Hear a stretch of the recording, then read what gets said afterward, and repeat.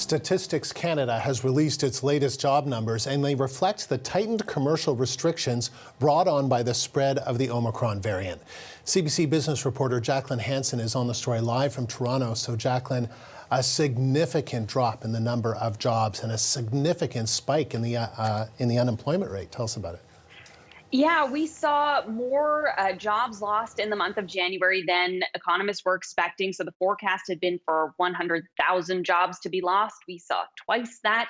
There was a drop in both full-time and part-time employment. And this is the first drop in employment since May. So we had been on a bit of a good streak there for a little while, but you mentioned the restrictions. So that is really the reason behind these layoffs. We saw capacity restrictions and closures in various parts of the country at restaurants, gyms, theaters, and other locations. So it's not a huge surprise that there would be layoffs if people were sent home in those situations.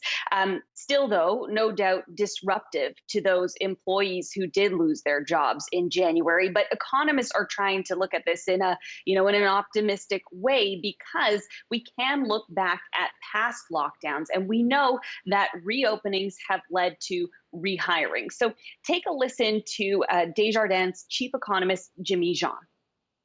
That most of the increase in unemployment was among temporary layoffs. So people expecting basically to get back to their jobs relatively soon. So that's actually the encouraging part, is that we know this was just another wave.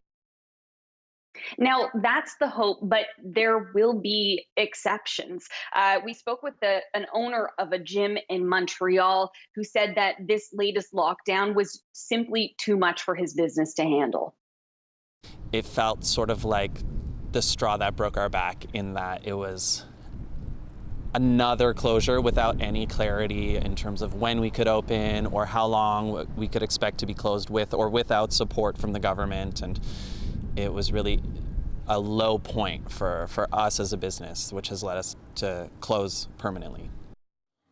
So, Andrew, that is a loss of about 20 jobs permanently. But I also spoke with a restaurant owner who reopened for indoor dining this week in Ontario, just as an example. And he said that he's brought all of his employees back, right away. So some of this rehiring is already happening. Yeah, and that is a silver lining in this, what has been obviously very difficult for so many workers in this country these past 2 years, the wild roller coaster ride. What did StatsCan say about wages? Yes, because we, of course, have been talking so much about the cost of living in Canada going up. We've been watching inflation, which is at a 30-year high of 4.8%. Well, the latest data from StatsCan on wages shows wages are not keeping up at the same rate. Average hourly wages grew just 2.4% on a year-over-year basis, and that's actually down slightly from the two previous months. But that economist that we spoke with, he says that he still expects wages to pick up from here because competition for workers is still high. When you're not considering what happened in January with the restrictions, competition is still high. Job vacancies are as well. So he expects there to be pressure on employers to keep up with the cost of living too. So, Andrew, next month, the months ahead, we'll be looking for not only a pickup in employment, in those jobs coming back, but we will also be keeping a very close eye on wages to see if there's some catch up there too.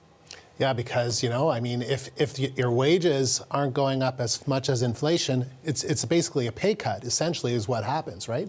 It absolutely is, yeah. Okay, Jacqueline, thank you. And people are feeling it everywhere. Yeah, they sure are, especially grocery shopping. CBC's Business and Gas. BC's business reporter Jacqueline Hansen.